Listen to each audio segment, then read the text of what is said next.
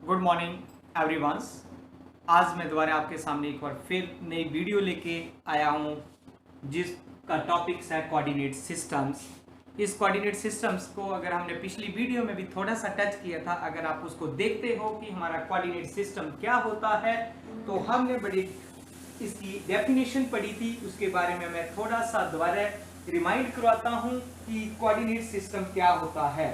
A coordinate system is a system that uses one or more numbers or coordinates to uniquely determine the position of a points or other geometric elements on a manifold such as Euclidean space.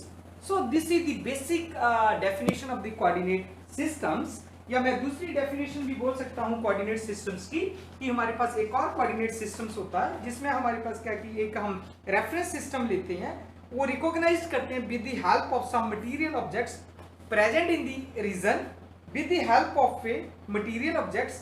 So this point is called the origin या reference कहते हैं हम। और in order to locate the exact position of the particle, the reference system would have directions and orientation with respect to the selected origins, and such reference system having directions and orientation are with respect to the origin are called the coordinate system। जैसा कि हम लोग क्या है इस diagram में भी हम देख सकते हैं कि मैं कोई एक रेफरेंस पॉइंट्स ले रहा हूं।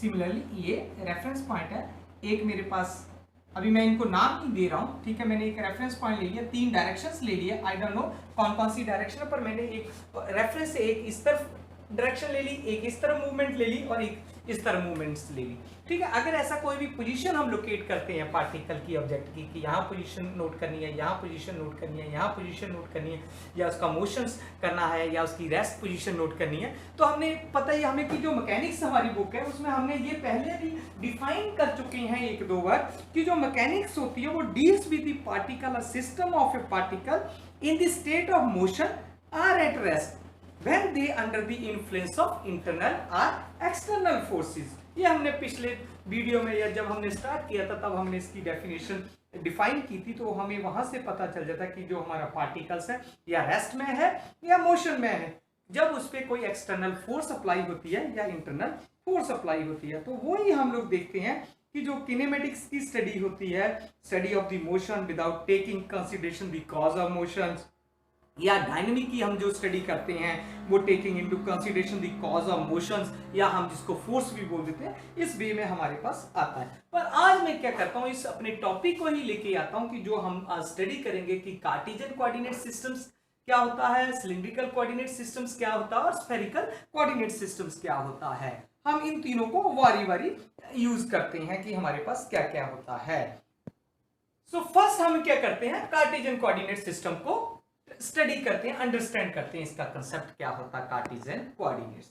जैसा कि हम लोगों को पता है कि जो कार्टेशियन कोऑर्डिनेट सिस्टम है हम इसको रेक्टेंगुलर कोऑर्डिनेट भी बोलते हैं। अब इसको अगर हम कोऑर्डिनेट बोलते हैं तो इसका मतलब ये होता है कि ये is a method for rendering the graphs and indicating the position of A points in 2 dimensions, in 3 dimensions और अदर्स इन स्पेस। पर मैं क्या करता हूं, यहाँ मैंने 3 डायमेंशन ही ग्राफ बनाया, वैसे तो 1 सिंगल डायमेंशंस भी होता है, 2 डायमेंशंस भी होता है, 3, पर हम लोग क्या करेंगे तो अगर पॉइंट कोई लेता हूं, मेरा सिंगल डायमेंशंस होता है पर 2 या 3 भी होते हैं, पर मैं क्या करता हूं, अगर मैं इसको एक को बंद कर देता हूं तो 2 डायमेंशंस हो गए, अगर मैं तीनों शो करता हूं तो 3 डायमेंशंस हो गए। अब हमें ये भी पता है, अगर हम वे बैक टू 1596 और 60 50 के बीच जाते हैं कि हमारे पास एक रेने डिस्कार्टे फिलोसोफर था, मैथमेटिशियन था, फ्रेंच का मैथमेटिशियन था, जिसने हमें क्या किया था, फर्स्ट टाइम जो कार्टेशियन कोऑर्डिनेट सिस्टम को जो डेफिनेशन थी वो यूज की थी उसने। He used to define the position on computer display in 3D models as well as the virtual reality of the system. So the coordinate system is implied in mathematics, in physics, in engineering, in navigation, in robotics, in other sciences and etc. So the Cartesian coordinate system. So Cartesian coordinate system की अगर मैं बात करता हूं तो अगर हम देखते हैं कि ये जो हमारे पास coordinate system है basically consist of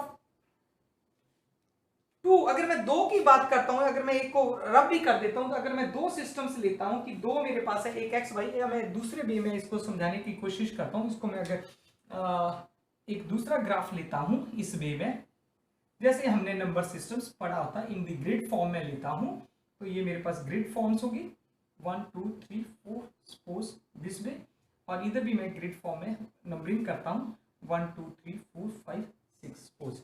ठीक है, अगर मेरे पास ऐसा कोई सिस्टम्स आ जाता है जो कार्टेशियन प्लेन्स है, consist of two perpendiculars axis that cross a central point called the origin. ये जो क्रॉस पॉइंट्स हमने बोला है, इसको हमने रेफरेंस पॉइंट या ओरिजिन्स बोल दिया है।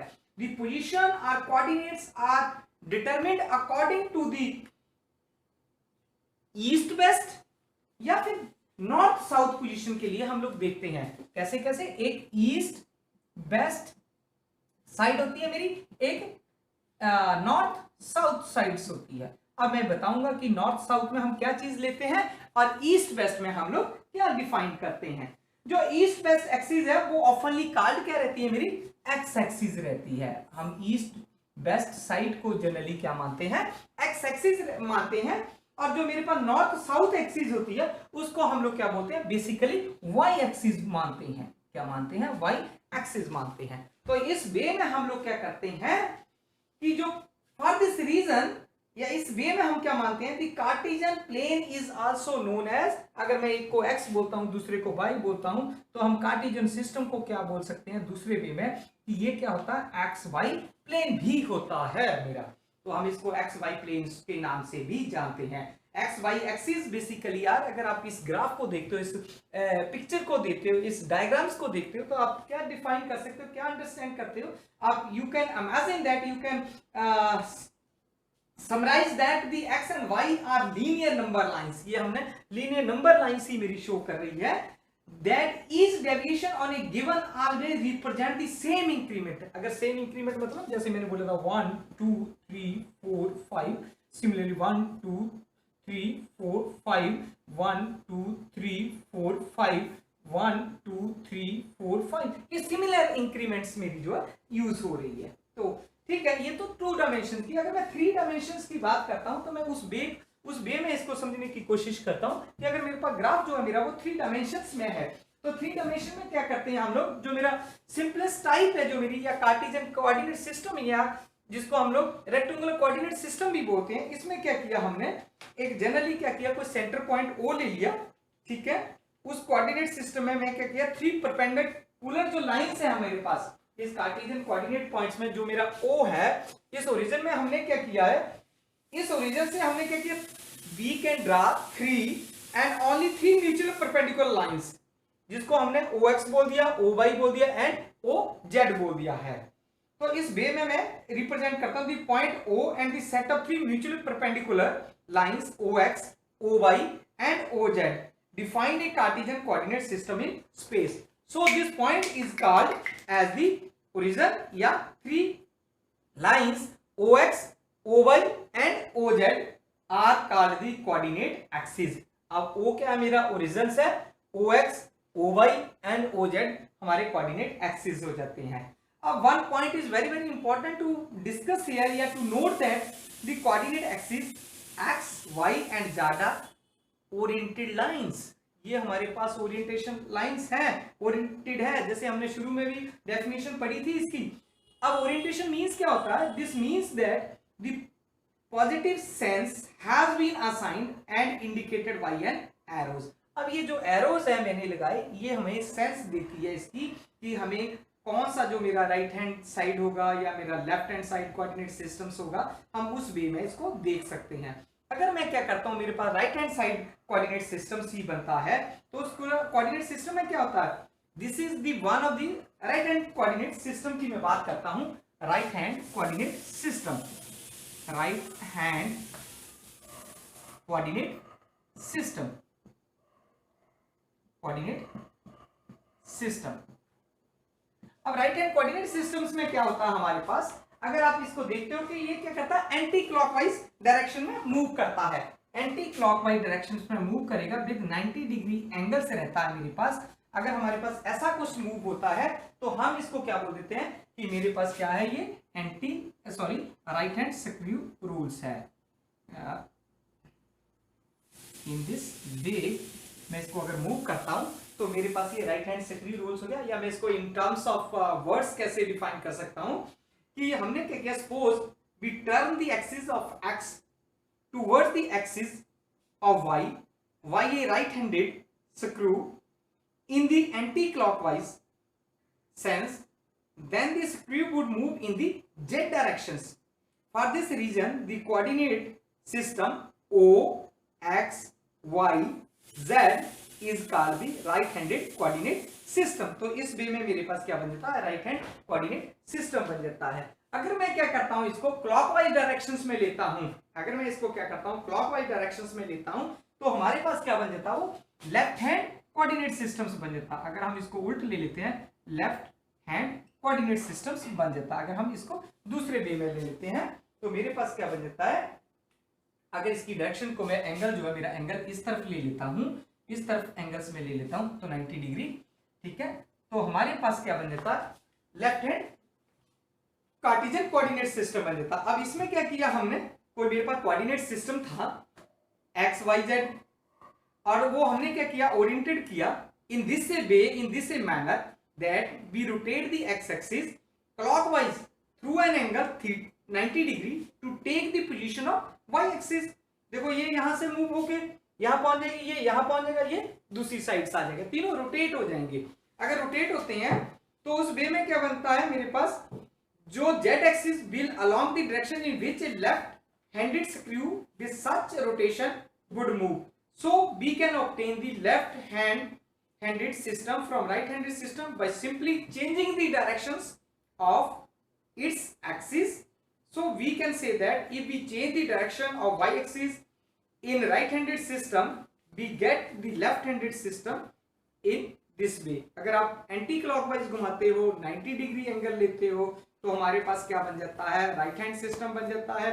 अगर मैं क्लॉकवाइज डायरेक्शन में घुमाता हूं, ठीक है, विद 90 डिग्री एंगल्स होता है, तो हमारे पास लेफ्ट हैंड सिस्टम्स होता है। और जो ईच सिस्टम है, अगर हम इसकी इमेज देखते हैं, is the mirror image of the other. अगर एक दूसरे की हम इमेज देखते हैं तो मिरर इमेज हो जाएगी एक दूसरे की। इसके साथ ही जब कोऑर्डिनेट सिस्टम हम पढ़ते हैं तो उसके साथ हमारे पास एक और थोड़ा सा हमारी मॉरल ड्यूटीज बन जाती है, to discuss about the coordinate unit vectors. अब जो कोऑर्डिनेट यूनिट वेक्टर्स होते हैं, हमने पहले भी देखा था, अगर हम राइट हैंड स्क्रू रूल्स की बात करते हैं, कोऑर्डिनेट सिस्टम की बात करते हैं, तो हमारे पास जो है कोऑर्डिनेट कौन सा सिस्टम था, राइट हैंड की मैं जब बात करता हूं तो राइट हैंड स्क्रू रूल जो होता है मेरे पास, तो उसमें मैं क्या करता हूं, ये मेरे पास 90 डिग्री इस तरफ आ जाएगा, सॉरी रोटेशंस आ जाएगी, 90 डिग्री इस तरफ आ जाएगा।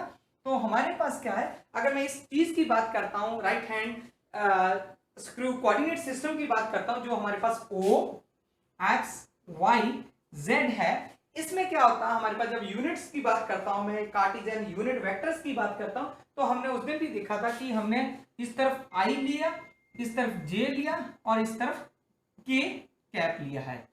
तो इन तीनों को हम लोग इस वे में यूज कर लेते हैं, या ड्राइव किया हुआ कि I, J और K जो यूनिट वेक्टर्स है along the direction of OX है, OY है एंड OZ है। So these vectors are called the coordinate unit vectors. These vectors are also known as the, इन जो वेक्टर्स है इनको हम लोग क्या बोलते हैं, दूसरा नाम भी हमें याद है, बेसिस वेक्टर भी बोलते हैं हम लोग यूनिट वेक्टर को। अगर आपको पेपर में कई बार आ जाता है कि डिफाइन दी बेसिस वेक्टर, या तो यूनिट वेक्टर और basis vector are same, they are also called basis vector भी होते हैं। बेसिक मतलब बेसिस, बेस में है। तो अब कंडीशंस क्या है इनकी, जो I, J और K है ये mutually perpendicular to each other है। अगर आप देखते हो इनको एक दूसरे के परपेंडिकुलर्स हैं ये सारे I, J, K। अगर जब भी यूनिट वेक्टर की बात होगी तो ये एक दूसरे के परपेंडिकुलर्स ही होते हैं। अगर हमने एक पीछे भी जब यूनिट वेक्टर पढ़ा था, वो हमने वहां भी पढ़ा था कि जो I, जो J है, I, या ऐसे भी लिख सकता हूं मैं, I जो कैप है J, वो किसके बराबर लिखा था आपने, K के बराबर लिखा था। सिमिलरली आपने K किसके बराबर लिखा था, सिमिलरली हमारे पास I किसके बराबर लिखा था, सिमिलरली आपने J भी लिखा होगा। अगर याद है आपको, पिछली वीडियो में हमने ये चीजें पढ़ी है, तो जो चीज यहाँ बचती है उसको मैं क्या लिख सकता हूँ, J into K लिख सकता हूँ। यहाँ मेरे पास क्या आ जाएगा, यहाँ मेरे पास आई इंटू के आ जाएगा, ठीक है। तो ऐसे मैं क्या कर सकता हूँ, इन चीजों को ले सकता हूँ, सॉरी के इंटू आई भी ले सकता हूँ, कोई प्रॉब्लम नहीं है। ऐसे अगर हम मैथड वही पढ़ रहे हैं, K into I is equal to J cap और आई कैप है मेरे पास। तो ये right hand screw rules coordinate systems है। अगर हम देखते हैं नटशल में, आज मैं इतना कार्टेशियन कोऑर्डिनेट आपको होप है कि समझ आ गया होगा कि सिर्फ ये क्या होता है। अगर मैं नटशल में इसको कंक्लूड करता हूं, जो कार्टेशियन कोऑर्डिनेट सिस्टम है basically provides us a straightforward way to describe the location of a point in space. Okay, so some surfaces can be difficult to model with this equation based on the coordinate system. बहुत सारे ऐसे models होंगे जो हम letter में पढ़ते हैं, harmonic है और मॉडल्स है, वो कोऑर्डिनेट सिस्टम से हम लोग नहीं पढ़ सकते हैं। उनके लिए हमें क्या करना पड़ता है, जो 2 डायमेंशंस पोलर कोऑर्डिनेट सिस्टम है वो यूज करते हैं, जो useful alternative for describing location of a point in planes, particular in case of involving circles होते हैं, वह हम सिलिंड्रिकल पॉइंट्स पढ़ते हैं, ठीक है। और उसके बाद अगर मैं दूसरी बात करता हूं किसकी, स्फेरिकल जो हमारे पास होते हैं कोऑर्डिनेट सिस्टम, वो use for dealing with the involving of the sphere. उसके नाम से पता है मुझे कि अगर वहां स्फीयर होता है, कोई अगर उसके बारे में मुझे पता करना, उस बॉडी इस वे में है, तो हम लोग क्या करते हैं, अब स्फेरिकल मींस उसकी कौन कौन सी चीजें, फाइंडिंग द वॉल्यूम। जब हम वॉल्यूम करते हैं, एरिया करते हैं, वॉल्यूम ऑफ डॉम्ड सरफेस करते हैं, ठीक है, डॉम्ड सरफेसेस होते हैं या स्ट्रक्चर्स होते हैं, उनका जब हमें फाइंड आउट करनी होती है पोजीशन, तो हम स्फेरिकल कोऑर्डिनेट सिस्टम्स लेते हैं। और जो सिलिंड्रिकल्स होते हैं जहां पे हम लोग करते हैं, देखो उसके नाम से ही सुजेस्ट हो जाता मुझे, cylindrical coordinates are useful for dealing with problems involving cylinders such as calculations of the volume around water tank. Cylindrical जो भी वाटर टैंक्स होंगे मेरे पास, अगर मैंने उनका वॉल्यूम निकालना है, तो we can use about the cylindrical coordinate system. हम क्या करते हैं, आज हमने सिर्फ कार्टेशियन कोऑर्डिनेट सिस्टम ही पढ़ा है, और नेक्स्ट वीडियो में हम पहले सिलिंड्रिकल कोऑर्डिनेट सिस्टम पढ़ेंगे, फिर स्फेरिकल कोऑर्डिनेट सिस्टम पढ़ेंगे, फिर हम इनकी जो ब्यूटी है कि हम एक कार्टेशियन कोऑर्डिनेट को स्फेरिकल में कैसे कन्वर्ट करते हैं, स्फेरिकल को सिलिंड्रिकल में कैसे कन्वर्ट करते हैं, कार्टेशियन को सिलिंड्रिकल में कैसे कन्वर्ट करते हैं, ये हम नेक्स्ट वीडियो में देखेंगे। Thank you very much.